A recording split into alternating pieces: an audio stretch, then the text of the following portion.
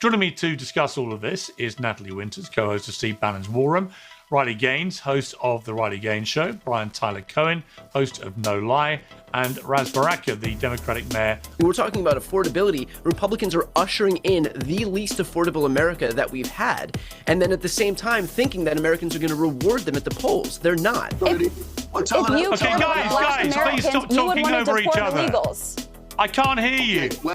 I guess my question for you is then just that: what is an American to you? It's whatever you want to be. You're stolen from one state. You're seeing ethnic enclaves and Muslim enclaves happen in the state of Michigan. Look at Dearborn. Dearborn is not America. The more she talks, the more racist it becomes. Not even able to say that their main priority is to protect Americans? I don't understand how that's not a disqualifying statement by, again, federally elected members of Congress. Who are you to say that somebody is more or less American because of their adherence to certain political issues? Isn't that inherently un-American? An illegal alien hit a 5-year-old girl who was president of the State of the Union. I could sit here for hours and give you the name of Americans who've been killed by illegal aliens. Suggestion is actually the law. The law. And might I just add, Mr. Mayor, that if your paramount value that you care about is promoting and supporting democracy in the United States, a lot of these illegal aliens that you're importing into this country, the Democratic Party did for the last, decades, about 10 million plus under Joe Biden. And what you're saying and what has been going on is anti-democratic, and so it's anti-American in my estimation. According to Riley Gaines, if you didn't assimilate enough, you're not American. The thing about being an American is that you get to choose what it is that you believe, your ideas. You could be a Democrat or a Republican. Kind of like you get to choose what it means to be a woman, right? Excuse me, did you just groan to that, Mayor? I don't understand that. Help us. He's not focused on the issue that the vast majority of Americans are focused on, so he can try and reframe the conversation as something about immigration. It seems to me as if that's an act of treason. If you can't even pledge allegiance to your own nation, that's a total act of betrayal, in my opinion. Do you believe the first duty of the American government is to protect American citizens, not illegal aliens? It's not a difficult question. It's not difficult. I just don't agree with the context. What's up, everybody? Welcome back to the channel and welcome back to another Piers Morgan Uncensored, where once again we are in the arena of screaming over each other. But we're going to take all these arguments because it's not all just screaming back and forth at each other. I think in this one particularly, there is a lot of arguing past each other. So what I'm going to do is I'm going to kind of moderate a lot better than Piers, in my opinion, but that's just my honest opinion. I'm going to moderate the position. I'm going to try to give you guys the arguments from both sides so they're not arguing past each other, and we're going to try to make a coherent video right here, folks. So this video is awesome. It's going to be great. You're going to love it, so make sure and stay tuned. Smash the like button for me. Subscribe if you're new around here. Share this video anywhere and everywhere you can with anybody and everybody that you know, because that would just make my day.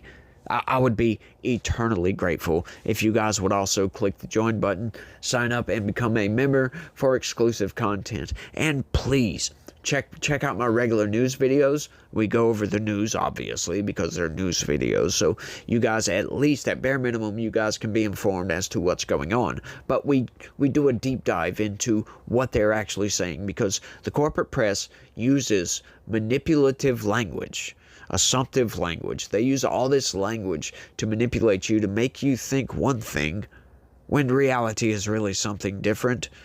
And I point all of that out to you guys so I can show you how you're being manipulated, so you can have the tools necessary to translate what they are saying, essentially. So you guys make sure and do all that for me. Do all that other stuff, like clicking the buttons and all that nonsense. And here's the debate. Which is, do you believe the first duty of the American government is to protect American citizens, not illegal aliens? I think the first duty of any elected official is to uphold the Constitution of the United States and uphold the Constitution of the state that they're in.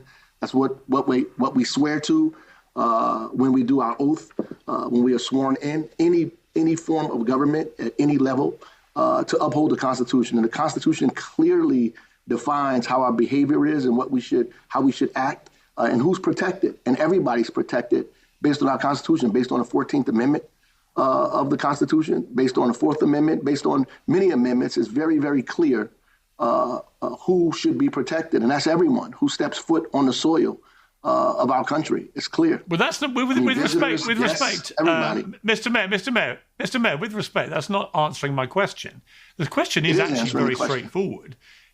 It's a very straightforward but do you believe answer. Okay, but the actual question is, do you believe the first duty of the American government is to protect American citizens, not illegal aliens? It's not a difficult question. It's not difficult. I just don't agree with the context. So you're not going to force me into that context. First, I don't believe that people are illegal aliens. I think that all people are human beings. And as a matter of fact, being what if you're in the country America, illegally? Being undocumented in America is a civil offense. It's not a criminal offense. And I'm sure the children that they're arresting are not selling fentanyl, are not head of cartels, or any of that matter. So it's silly to even have that discussion. But ultimately, you asked me what is our primary duty, and I said my primary duty as an elected official is to uphold the Constitution of the United States. Should we protect residents and citizens of this country? Absolutely. No one would agree with that. But to break it down and make it divisive in such a way that there's some people that should be protected and some people that should not is just wrong. And that's not what the Constitution states. And when I was sworn in, it says clearly that I should uphold the Constitution of the United States and the Constitution of the state of New Jersey. But people who are in the country illegally are there illegally. There have been people in this country whose status have been taken away. And the interesting thing is when everybody comes into the United States, they don't come into the United States as a citizen. No one comes in as a citizen. Not in the history of this country. You don't become a citizen, then enter the United States. That's not how it works. You come here first and then apply for citizenship and go through a process, which usually takes, unfortunately, a very, very, very long time because we do not have a streamlined process, a unified and uniform process here in this country. And which means that anybody that is going through that process could be deemed at any point violating some kind of policy, some kind of law, and be detained, whether you're 25, 35, 55, 65, or 10 in this country, which is incorrect. And for people to characterize you as a criminal or an illegal alien is just wrong. I'm sure your ancestors and the ancestors of the folks who came before you, who came from countries in Eastern Europe and Western parts of Europe and Southern Europe, who showed up here on the shores through Ellis Island and went through the process to become citizens, if they were stopped in the middle of that process, in the middle of their hearing and arrested and dragged through the streets and thrown out of the country and deported, people would think that was wrong then, and I think it's wrong now. So that may sound coherent to some, but it's just latent with logical inconsistencies and just simple fallacies. The fact that he's ignoring parts of the Constitution and upholding other parts of the Constitution, right? I'm sick and tired of this old, tired argument that entering the country illegally, that's not a criminal offense, right? No, it absolutely is. It's a federal crime, and the penalties for that crime is deportation, as a matter of fact, right? He even said it in there. He doesn't think that anybody is illegal. Well, hey, look, I get it. We're all humans. You can agree with the statement that somebody is in the country illegally, and still, those people are still humans. They're not subhumans. They're not any less than you or I. But they're unauthorized. And I use this all the time, folks, right? If you break into somebody's house, right, in the middle of the night, right, you go into the fridge, you make a sandwich, take a shower, get a blanket out of the closet, throw your clothes into the wash your clothes, and lay down on the couch and take a nap, right? Is it incumbent upon you to then call the cops, right, and have that cop show up and issue that guy a summons, and then have a judge determine later if that guy is authorized to stay in your house or not? No, that's not how that works, folks. It's not how that works at all. And it's the same thing. Let's just expand that out into the country, folks. You can be unauthorized in certain areas, and that's what it is. It is a crime to enter a country illegally, and the penalties for that, generally speaking, is deportation. Now, yes, he's right. We are supposed to uphold the Constitution, but like I said, the Constitution does state that if you enter the country illegally, you must be detained and then deported. It doesn't say anything about anything else, right? We have given the ability to these people to ask a judge to determine if these people can stay or not. And generally speaking, if you enter the country illegally, you don't have much of a case. Folks, that's who we're talking about here.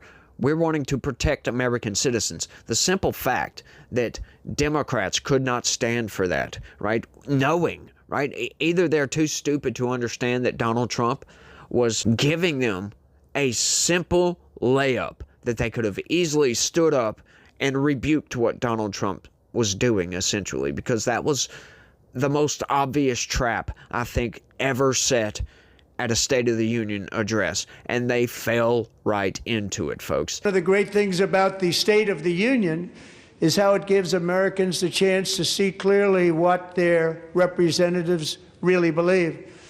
So tonight I'm inviting every legislator to join with my administration in reaffirming a fundamental principle. If you agree with this statement, then stand up and show your support. The first duty of the American government is to protect American citizens, not illegal aliens.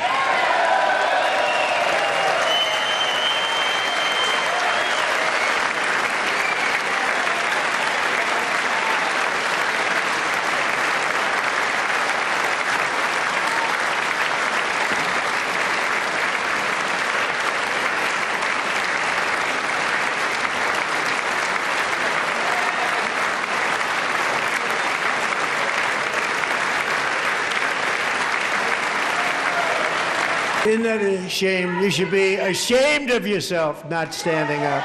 You should be ashamed of yourself. That is why I'm also asking you to end deadly sanctuary cities that protect the criminals and enact serious penalties for public officials who block the removal of criminal aliens. In many cases, drug lords, murderers all over our country, they're blocking the removal of these people out of our country, and you should be ashamed of yourself. They showed everybody that they don't care about protecting American citizens, and they'll give you some spiel nonsense like this that no human is illegal. Well, that doesn't pertain to what we're talking about here at all, right? It's a non sequitur. It's completely irrelevant to what we're discussing. Makes absolutely no sense. But, folks, we've got more to get into, so let's just hit that. Okay, Riley Gaines, your response to that? Yeah, well, I guess just to provide a little color to that, my husband is a legal immigrant. He came to the United States from England back in 2018. He did everything the right way. I would describe my husband, I guess fully Brit, although now has his green card in the process for citizenship. I would describe him as more American than a lot of Americans who are currently citizens. He loves this country. He understands the freedoms that we have. He sees the trajectory of England, quite frankly. He is so grateful to be here.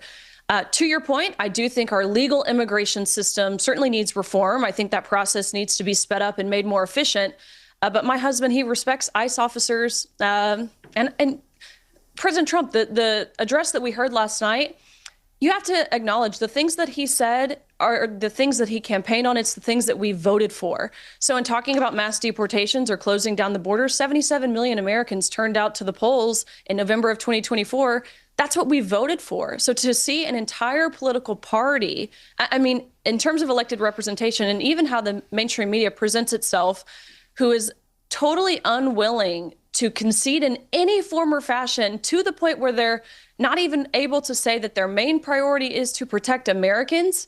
I don't understand how that's not a disqualifying statement by, again, federally elected members of Congress. It seems to me as if that's an act of treason. If you can't even pledge allegiance to your own nation, that's a total act of betrayal, in my opinion. Yeah, Brian, do you think if you're in the country illegally, you've committed a crime?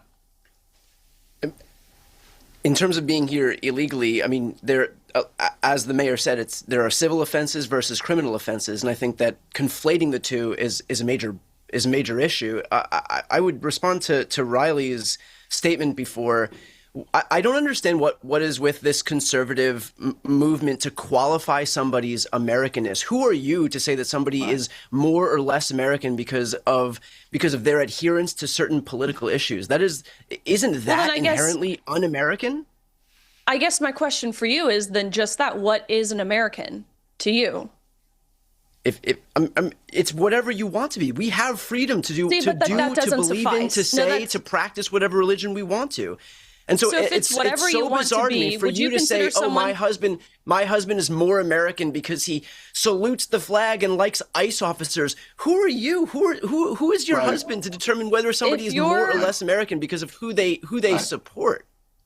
If your definition to what is an American is anything you want to be, whoever says whatever they want to be can be an American, which is the exact same answer you guys give to the question, the very dreaded, controversial question of what is a woman, then are you saying that someone who currently resides in South Africa, who has never even been to America, who says they are an American, I guess by your definition, this is such a bad faith reading of what I'm saying. Yeah. My question for you but that was your exact you just answer. Said your husband is more American than somebody else because he supports ICE agents. So explain to me how supporting ICE agents makes you more American than somebody who doesn't support ICE agents. My husband has fully assimilated to Western culture. He loves the freedoms that we have here. So it's assimilation. You have to assimilate, otherwise you're not American. According to Riley Gaines, if you didn't assimilate enough, you're not American. Right. I think in terms of what it means to principally, I'm not talking about legally, of course. I understand the argument of you need your paperwork, you need to be a citizen to be an American. Actually, you know what? This was one of the last conversations that I had with Charlie Kirk. It was that infamous influencer retreat in the Hamptons. Excuse me, did you just like groan to that, Mayor? I don't understand that. Help us.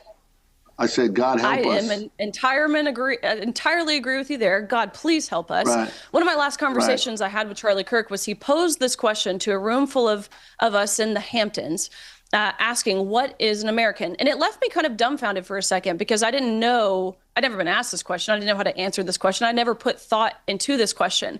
But in thinking about it, yes, I believe my British husband is much more American than the members of Congress last night who couldn't even stand up to applaud no tax on tips, who couldn't stand to applaud a 100-year-old veteran who was being awarded a Medal of Freedom, or to applaud Irina Zarutska after being brutally and horrifically and graphically murdered. The good thing about being an American is that you get to choose what it is that you believe, your ideas. You could be a Democrat or a Republican. Kind of like you get to choose what it means to be a woman, right. A symbol, the freedom of religion. You can choose these things. You don't have to stand on one side or the other to be an American. People who I agree with that. That's called democracy. And people who are against democracy, in my mind, are anti-American. And what you're saying and what has been going on is anti-democratic, and so it's anti-American in my estimation. You cannot tell people that you have to agree with me, you have to believe me, and you have to follow me. No, you're not listening to what I'm saying. It's absurd. You're not. My husband loves America because we have the freedom to choose. He loves that we have the freedom to our religion. We have the freedom to press. We have the free. No, it is exactly what I said. If you would listen, I said my husband loves the freedom. Riley, look. Let me just jump in. Riley, I would say that in relation to him assimilating to Western culture, just to remind viewers, Britain is part of Western culture, obviously. So the assimilation is not enormously difficult because he's British. Entirely, agreed. But I agree. We are a Western culture. I don't feel like. I don't feel when I go to America that I'm entering some vastly different cavernous new culture. Natalie, let me bring you in here. This whole debate about whether people who are in the country illegally are breaking the law. I mean, it is a crime. I just love how Brian Tyler Cohen claims that, she's operating in bad faith because of an interpretation of something that he said, and then he goes on to do the exact same thing to her. Right? Look, folks, you can be more American than somebody else. Just the same way you can be more of an a-hole than other people, or you can be much more of a nice person than other people. Yes, you can be more American. It's loving this country and what this country actually stands for. When you seek to change this nation, That is not loving this nation. That does not make you more American. That is what Democrats are in a constant state of doing. They are constantly trying to change this nation to something wholly different, right? There are Democrats out there that love this country and are true patriots, right? But they don't want it to change that much. I'm not saying society shouldn't progress. None of those things. But we keep a traditional moral value, folks. Traditionalism is a thing for a reason, right? We like tradition in this country, right? And the whole thing with assimilation, right? That kind of delves into what is being American, because there are some people that have immigrated to this country that are much more American than people that were born and raised in America, right? That is not to say that anybody that is American is not an American. It is just that some people are more American. They adhere closer to the traditional values. That's what it's all about. Being a conservative generally means you're more American than most progressives, because progressives are trying to change what the heart of this nation is. They're trying to redefine what it is to be an American. That's what they are doing, essentially. So that's not more American. That's more of just what they want. That's all that is, because not everybody agrees, right? So it really all does depend on your worldview, essentially, what you consider to be more American, but that's mine. I think that adheres more to what American values actually stand for. I think it's a closer representation of what an American means, right? Just because you support ICE, right? Supporting ICE is kind of a prerequisite, because that supports our Constitution, folks. Yes, if you support the founding documents of this nation, that's a prerequisite for being an American. If you want to pick and choose, like I was talking about in my last video, if you want to pick and choose what you like and don't like out of those documents and just say this is what it's meant to be, no, that's not what an American is, right? That's not what being more American is, I should say.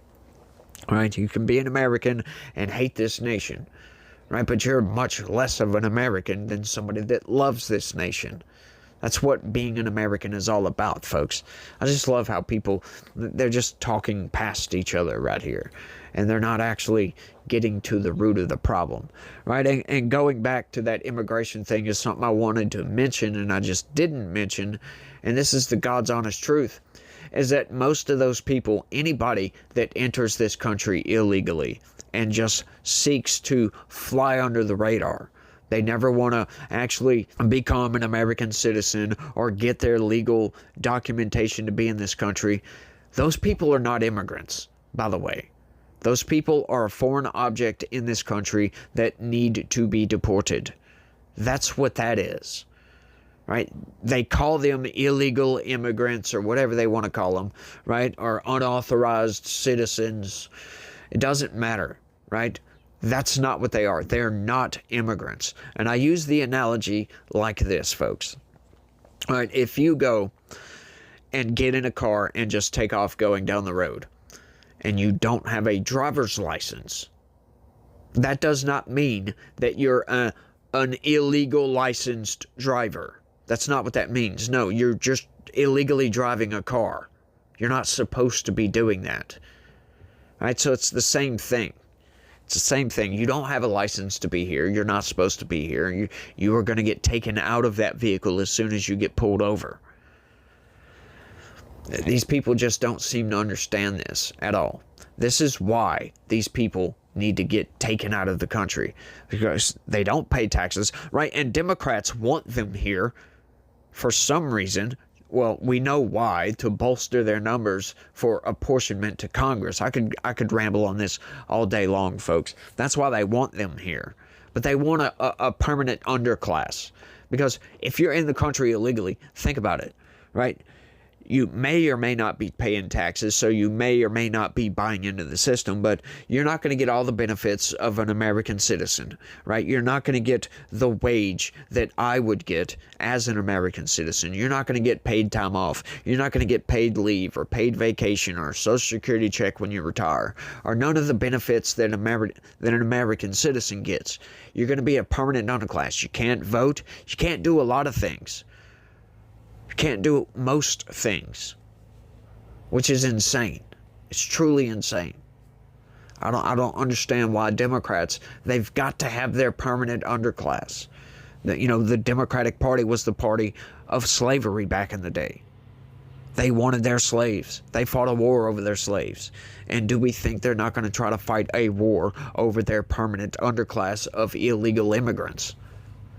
That's what we are moving toward, folks, and it's very, very dangerous. And these people need to come to grips with reality that those people in the country illegally, they are not immigrants, right? To immigrate to a country, you must go to a port of entry or go to some sort of federal building that allows you access into that building to get documentation that says you're allowed to be in this country.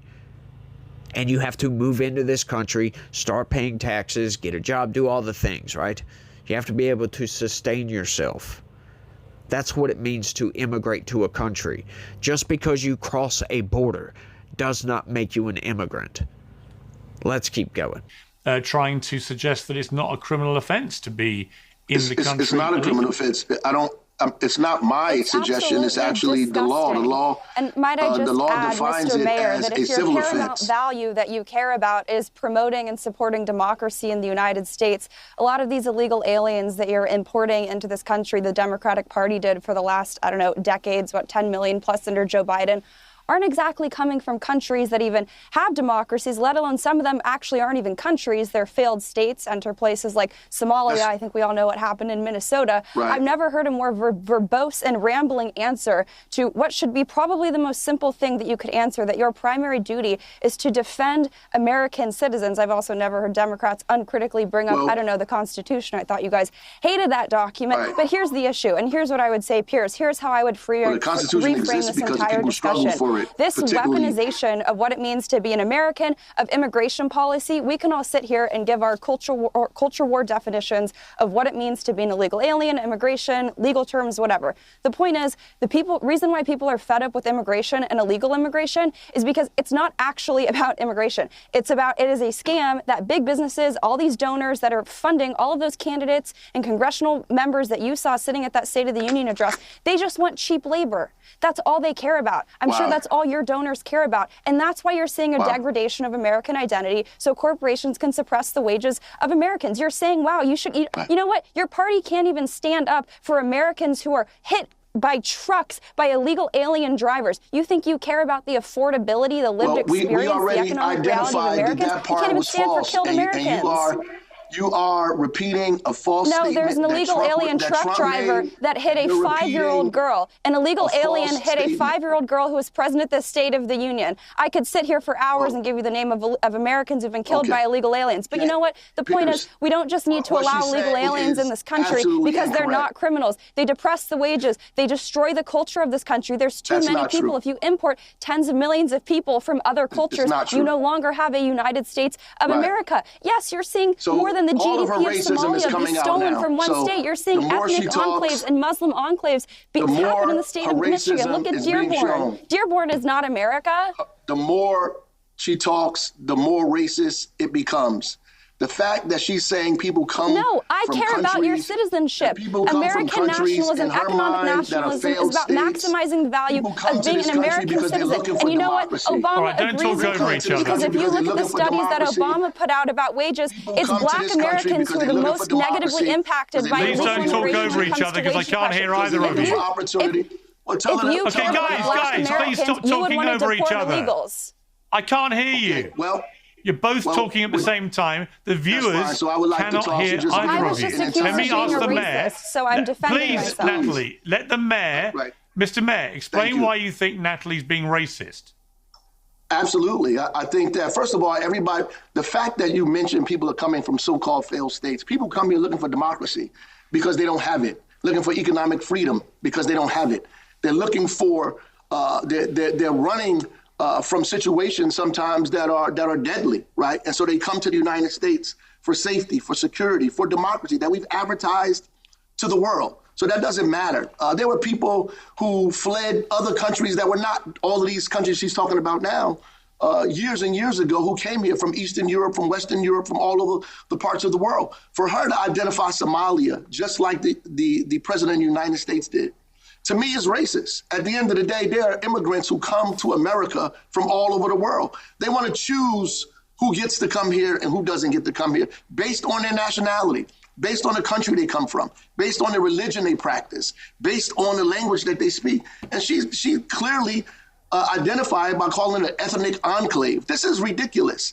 To be able to create a country that is devoid of anybody else in the world except the people you choose, it is white supremacist to say that. It is racist to say that, and it needs to be pointed out. And they say it's culture war. The real culture war is the cleansing that these folks are doing, calling it immigration reform, when you're really just attacking black and brown people on the streets and shooting people in the face who understand and see that and are trying to defend the democracy that this country upholds itself to be. He should be totally disqualified from ever running for office again, because that is one of the most disingenuous arguments I think I've ever heard, folks. Look, I'm going to break down for you guys right quick.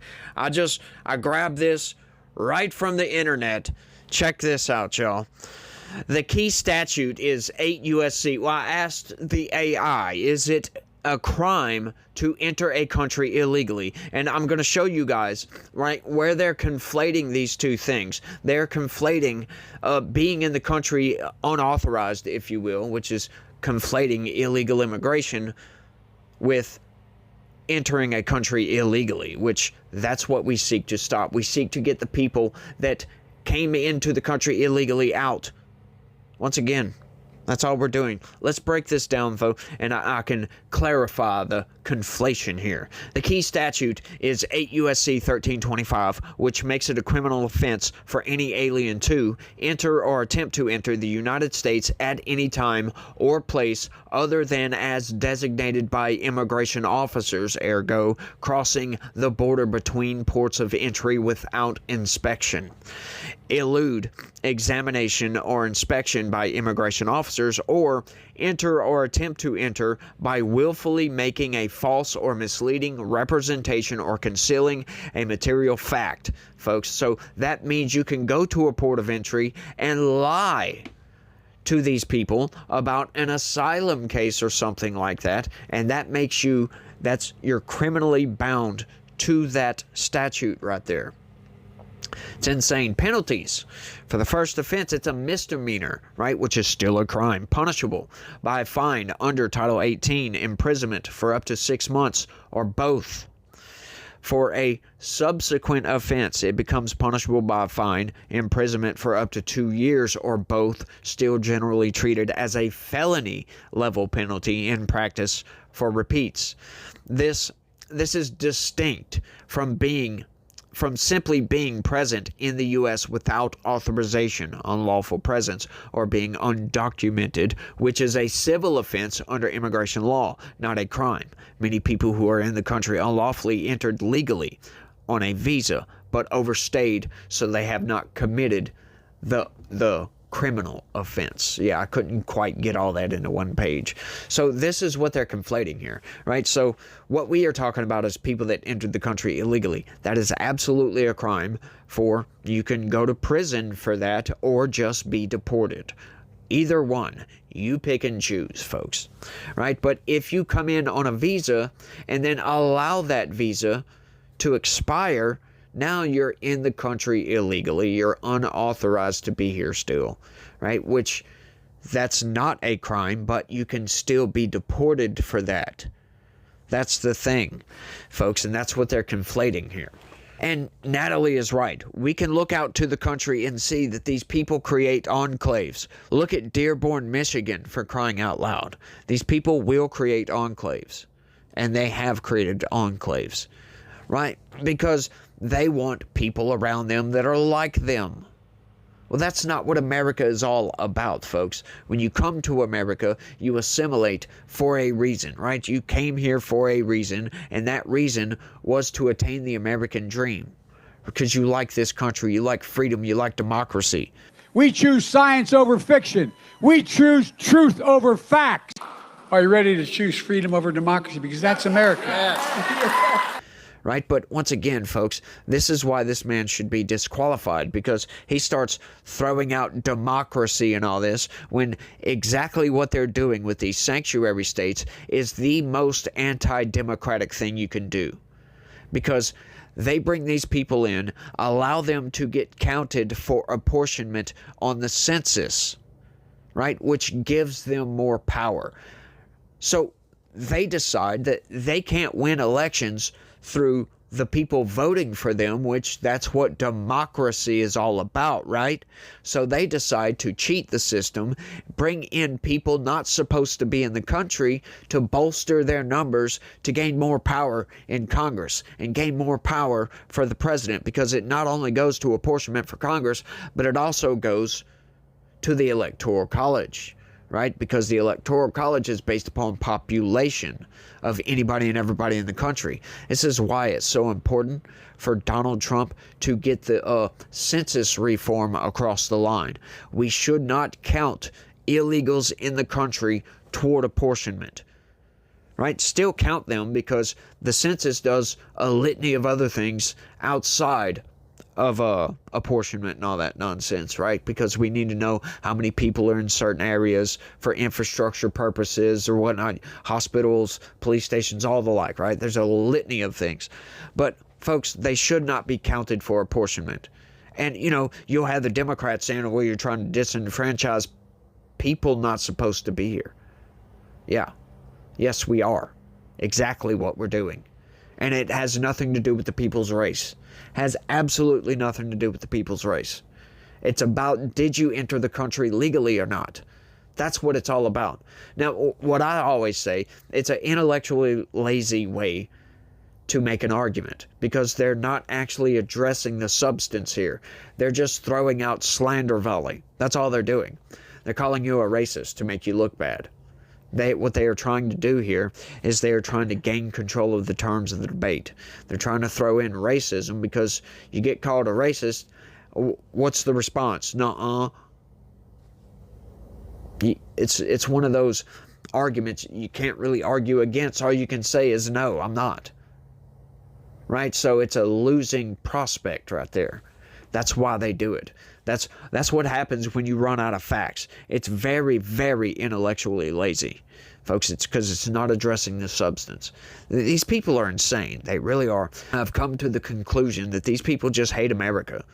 That's all they do. They want to change it to what they want it to be. Why do you want to change something that is so great? Right? If you loved this country, you would want to preserve this country, wouldn't you? If you like what it stands for, if you like the things that we do, maybe not all of it, but for the most part, right? Holistically, you like America. You want to take all that in? Sure. You want to pick and choose? Look, we've done bad things. Sure. Slavery was an abomination. We should never treat other human beings that way. But folks, that is what the Democratic Party, I'm trying to get this through to people. This is what the Democratic Party is trying to do, like I was saying. They want to bring in a permanent underclass because it bolsters their numbers. That's it. That's all they want it for, is so they can wield more power. That is the most anti-democratic thing you can do. Abso-freaking-lutely. We got another segment, so on affordability, this is going to be a great one, folks. Let's keep going. No one, to me, is positioning themselves as someone that I think can actually win that election. Am I missing the person? Do you see the person? I'm not really concerned about 2028. I'm not really concerned about horse race politics. We have an election coming up in midterms, and frankly, if these off-year elections and special elections have shown us anything, it's that all of these Democrats in their respective races are quite effective at making the pitch to their constituents or their states, and we've seen the results. I mean, you know, Democrats are overperforming by 12, 14, 16, 18 points. We've seen the Latino population shift 50 points in certain jurisdictions. And so I think that we get through one election, we get through these midterms, and I think, as I said, the Democrats are making a pretty effective case to their voters in terms of the fact that their priority is going to be taking care of their own constituents, bringing more affordability forward, and also they've been really effective at making the case in spite of a Republican Party that has been doing nothing but lying about that exact thing for years and years and years. I mean, we saw Republicans do an entire 2024 election cycle where they promised affordability. And the second they got into office, what did they do? Launched a trade war that raised the cost of everything, cut health care, whether it's Medicaid for 17 million Americans or ACA subsidies for 24 million Americans, cut food assistance to the tune of $186 billion. I mean, we're talking about affordability. Republicans are ushering in the least affordable America that we've had. And then at the same time, thinking that Americans are going to reward them at the polls. They're not. That's why we're seeing these massive overperformances. I don't know what's going to happen in 2028. We've got plenty of time, but the election cycle that we have right in front of us is proving a disaster for Republicans because this is a party that is incapable of keeping their promises. And can I add to that, Riley, please? Yes, you can. Yeah. Can I add to that? Yeah, because in New Jersey specifically, all of the things that the president talked about at the State of the Union about decreasing costs, all of these costs are increasing, whether you're talking about rent or housing or health care. The cutting Medicaid, healthcare costs increased in New Jersey over 100%. I mean, the inflation in New Jersey is higher than the national inflation. The definition of inflation that was said to us earlier was completely incomplete, by the way. But at the end of the day, all of these costs are rising for Americans in this country. So whether we could talk about all this other stuff you want to talk about, but affordability is the issue because they have not solved for it. I agree. Yeah, Mr. Mayor, I said this at the start when I was talking to Lauren Boebert, is the reason I grilled her about what inflation is a lot of people seem to think if the rate of inflation comes down, prices drop, but they don't. The mere fact you have any inflation means prices are continuing to rise. And I think this is the disconnect between the state of the overall US economy, which is actually in good state, and the polling on it is quite positive. But when you get to affordability and the trickle-down effect to average Americans, they're not feeling it because actually prices are rising. And this is the problem that Donald Trump has got heading into the midterms. Ultimately, as we hear again and again, it's the economy, stupid. You can tell people till you're blue in the face they are doing better. If they are not feeling it, and in fact they're feeling the opposite because actually inflation still exists, I think it's a real problem for him. And the problem for the Republicans, and I'll come to you, Riley, with the same kind of question I put to Brian, but for the Republicans, is what follows Trump. Let's go forward to November, the midterms. Let's hypothetically assume the Republicans get a kicking, which is highly likely historically. Then Trump becomes, as every president would in that position of any Republican or Democrat, a lame duck president. If you lost power of the House, for example, your ability to do stuff is massively reduced. And then the scramble becomes, well, who follows this unbelievably dominant character in American politics and particularly Republican politics? And you look at J.D. Vance, look at Marco Rubio, you look at maybe one of the Trump children, whatever. What do you think? I mean, where do you see the future of the party after Donald Trump? Well, in terms of President Trump being a lame duck president, to be totally honest with you, I think he kind of has been the past year. That's not to take away from some of his executive orders and things that he has done out of his office, which are fantastic. But the reality is there's not a lot of longevity there. Let's say someone like Gavin Newsom gets in the Oval Office in 3 years' time, then those executive orders are overturned just as quickly as they were instated. We have not seen Congress move or act to codify those executive orders. So I believe he's, in a sense, been a bit of a lame duck president as it stands. Again, not to take away from the accomplishments and the victories and the wins and the success that we have seen. In terms of the future, I think Vice President J.D. Vance has done a fantastic job of keeping himself composed and very presidential. Even watching him behind the president last night, I thought it was a very good visual. I've been to several State of the Unions or even President Trump's joint address to Congress last February. And I can think back to the time when you have Nancy Pelosi back there ripping the paper. We didn't see that theatric from the visual standpoint of watching President Trump in his speech last night. So I love the idea of seeing Vice President Vance as the president in 2028. But we'll see. I think, as you said, Marco Rubio has done a fantastic job positioning himself. And one more quick thing to add about affordability. I think President Trump, again, he campaigned on this, is letting families keep more of what they earn. And we have seen this, increasing the child tax credit. We have seen provided tax relief for small businesses and family enterprises, eliminating tax on tips and overtime. We've seen Social Security benefits and all of that stuff. So I do believe he is keeping more money in the pockets of everyday Americans. Riley Gaines hit the nail on the freaking head all the way across the board, because if you look, right, I read a lot of news, folks, so I've looked at the impact of the tariffs. Now, they throw a number out there that's like $1,300 annually out of your pocket because of the tariffs. But if you look at the tax savings, folks, that's $2,300. So she's right. Donald Trump has put more money into your pocket. It's just coming in and going out in different ways than it was before. But she's also right about Donald Trump being a lame duck president because of the complete ineffectuality, if that's even a real word, of the Republican Congress, folks. They can't do anything to save their freaking lives. They should be trying to codify all of this. Donald Trump wouldn't have anything to worry about with the birthright citizenship executive order if Congress would codify that. Right? That goes for all of his executive orders, right? He wouldn't have to worry about the Supreme Court striking down his tariffs if Congress would codify that. They just can't do it. They can't seem to find the willpower to do any freaking thing. It's frustrating, to say the least. But, you know, folks, Democrats, they're not going to do any better. Like, think about it like this. Call it a lame duck presidency, right? But when Democrats run on affordability, or do we think they're going to be able to accomplish anything with a Republican president and a Republican Senate? So what's the point of voting in a Democratic majority? There is no point except for them to relentlessly attack the federal government. That's all they're going to do. They're going to try to slow down everything Donald Trump does. They're going to withhold funding. We're going to get more government shutdowns. So the federal government's going to come to a grinding halt. America's going to come to a grinding halt. They're not going to fix affordability because they can't.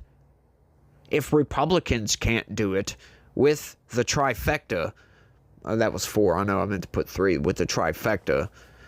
Well, it kind of is 4 because we got the Supreme Court. But anyway, if they can't do it with that, you think Democrats are going to be able to do it with just Congress, with just the House of Representatives?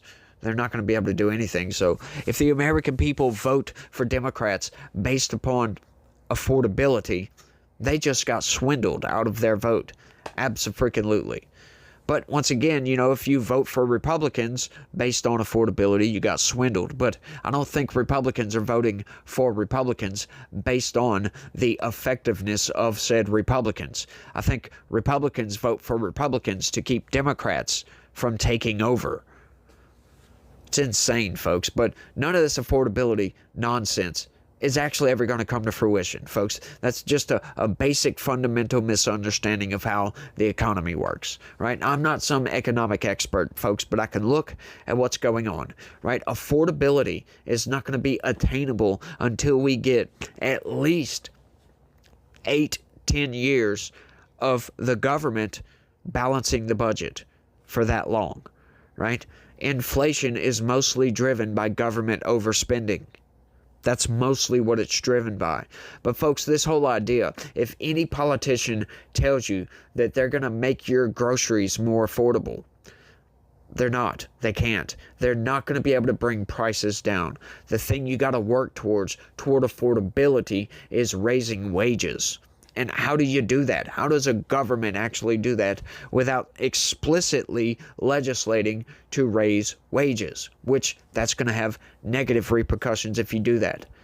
You can't. You've got to make it more affordable for the business to allow to pay their employees more. Right, folks? We're getting to a point with this economy that affordability is a pipe dream at this point. It really is. There's no effective way that the government can legislate its way around those issues. And they're deep issues, folks. They're complicated issues, right? We could be here all day going over all that. But that's basically the point. Prices will never come down, regardless of the inflation number. They're never going to come down. As long as there's no deflation, those prices are going to continue to go up. The thing is, once again, Donald Trump is doing everything he can do to make it more affordable, right? Bringing gas prices down. That's a main thing. Bringing energy costs down, right? Because the price of groceries is never going to go down. Sure, some things might fluctuate up and down here and there, but that's irrelevant. We got to look at everything in totality, essentially. Right? So I just don't understand this whole affordability push and just how naive people are to buy into that. Like, look at what Zoran Mondani is doing, right? That's a good indicator of what voting for a Democratic Congress will look like. That's where they're trying to go with this country, is the Zoran Mondani model. Right now, Zoran Mondani, he was talking about making free buses, taxing the rich, freezing rent, and all this other nonsense, and he can't do any of that. He's not going to be able to bring his affordability platform to fruition at all. What is he doing? Oh, well, because of such a great budget shortfall, he's deciding to pull money from the pensions of New Yorkers to pay for their budget shortfall. There's a lot of New Yorkers right now that are highly pissed because he can't tax the rich. That's got to go through the state legislature. He can't just do that. Well, so what does he decide? The only other option that he has is to raise property tax. Yeah, that's what he's doing. He's pulling their pension money and raising property tax. Well, New York already has really high property taxes, folks. Thing is, you got to make the government smaller to make it more affordable. The government size has to represent the tax revenue, basically. And it doesn't right now. Our federal government is bloated. This is why it was so good for Donald Trump to come in and start firing people. But, Donald Trump's idea here is to remove regulatory shackles to make the economy expand. That's another way you can do it, but a mayor in a city can't do that. Donald Trump, however, can do that, and he's trying to do that. You break those regulatory shackles and allow these businesses to flourish, boosting GDP, right? If the GDP goes up, that means more tax revenue comes in. That's what needs to happen. But we also need, that's not going to fix the problem, though. We also need to reduce the size of the federal government, right? Taking out the Department of Education was a good start. Shuttering USAID, another very, very good thing, because they are funding a lot of nonsense outside of this country that makes America look stupid, right? We don't need to be exporting left-wing ideology. And that's all USAID was doing, was pretty much exporting left-wing trans ideology, LGBTQ ideology, all that nonsense, right? If you want America to be generous, that is the job of the church, folks. Absolutely. That's the job of the church, to be generous, not the government. The government is not in the business of generosity. It's not what they're supposed to do. They're supposed to keep us safe, keep our roads nice, make sure we have our electricity and all these other things, infrastructure and things of that nature, folks. When the government starts getting into allowing women to murder babies, they have just delved into the realm of the church, because the church is basically the moral compass of the nation. They're supposed to be. So when the government gets into that, it's not the church getting more political, it's the government getting more religious, more cultural. And they're not supposed to do that, folks. It's a sad state of affairs when Donald Trump has to issue an executive order stating a fact of reality that has always been true, to make sure people adhere to that there's only two genders. There's only two sexes, male and female. And one can't be the other one. You can put lipstick on a pig, but it doesn't make it a beautiful woman or anything like that. It's still a pig. Essentially is what I'm getting at with that. But, like going back to the whole affordability thing, it's just a basic misunderstanding of how the economy works. Is people get sucked into that and they fall prey. They fall victim to a political liar. They're just lying about affordability, right? Once again, the only way I see to attain affordability is for the government to run no deficit for at least 5, 6, 10 years, something like that. That's going to cause inflation to go way down, right? Release regulatory shackles around some of these industries where we can to allow them to flourish. If businesses flourish, everybody else does. It's insane, y'all, but I think that's all I got. You guys let me know what y'all think about all this down in the comment section. I got a lot more to say, but, you know, I got to put some sort of time limit on this video, so you guys let me know what y'all think. Click the join button, sign up, become a member. Don't forget to share this video anywhere and everywhere you can. Click the subscribe button. Subscribe to this channel for more videos like this and more informational news topical videos. And don't forget to click that like button. And I know, look, I just did that completely inverted to how I normally do, and it was a struggle. I can guarantee you it was a struggle. It took everything I had to do that. No lie. Not lying at all. But you guys do all that for me. And now it's time for the message of the day, folks. So Jesus told us that the only way to the Father is through him. He was not joking when he said that, folks. He was absolutely not joking when he said that. When we get to heaven and we are judged, we're judged on two things. One is going to be our relationship to the Son, to Jesus, right? Did we have that relationship? Did we ask for forgiveness? Did we, you know, all these things, right? All the things. And then we're going to be judged on our works, which the first one is going to determine whether we get into heaven or not. Did we have that relationship with Jesus? And the second is going to determine how we are going to live in heaven. Right? So it's both things. So we must have that relationship with Jesus, and we also must try to do good works. We must try to be giving. We must try to welcome the stranger and all the things that we're taught to do by Jesus. Right? So we've got to be good people. We can't just go and just sin, repent, sin, repent. We've got to really, really buckle down and try, folks. And we've got to get other people to come to Christ. Folks, because, you know, it was told to me and it was a wake-up call to me. You know, what kind of person would you be if you knew that somebody was going to spend eternity in a lake of fire and you did not try to show them another path? That woke me up, folks. That absolutely woke me up. So, folks, we need to come to Jesus. I know I'm not the best preacher out there. I'm not the best disciple. Not the best proselytizer, if you will. But I've got to try, y'all. I really do have to try. I've been praying that, you know, God will give me the right words, the charisma to reach people, to reach out that hand and bring them over to Christ. And because it's real simple, y'all. It really is simple. All you got to do, you can do it by yourself. Just go somewhere and pray. You don't have to do all this. Just pray. Just sit there and ask Jesus to come into your life. Fill you with the Holy Spirit. Ask him to forgive you of the sins that he died for. Understand that. Submit your will to his.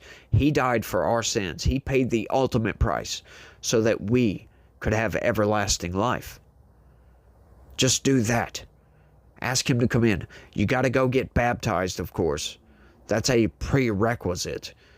It's a requirement. You got to do both. You got to be saved. You know, you got to go to a preacher. Do all the things. Have them pray over you. Get a Bible. Start reading that Bible. Folks, when you do all those things, you notice major improvements. If you read that Bible at least a little bit every single day, you are way less likely to commit sin. Because it's always on your mind, folks. So it's not that hard. It's real simple, real straightforward. Ask God to forgive you of your sins, come into your heart, fill you with the Holy Spirit. Go talk to a theologian, somebody, you know, a preacher of some sort. I can guarantee you, if you tell them you want to be saved, They will stop what they're doing, and they will work with you right then and there to do the thing, to do what needs to be done. I can guarantee that, folks. I mean, obviously, unless they're in the middle of a sermon. But, you know, you never know. The vast majority probably would stop right then and there to save you, because it's a good lesson to others, right? It shows people that this is what you're supposed to be doing, and this is how easy it is. You know, a preacher, pretty much anybody of the church, anybody that's a good Christian can disciple you to that path. Really easy, folks. It doesn't have to be a preacher. It could be just anybody, a deacon, for crying out loud. Anybody. So just do it. That's all I ask of you guys. Just do that. It's real simple. But I think that's all I got. You guys try to have a good day. Stay legitical. Peace.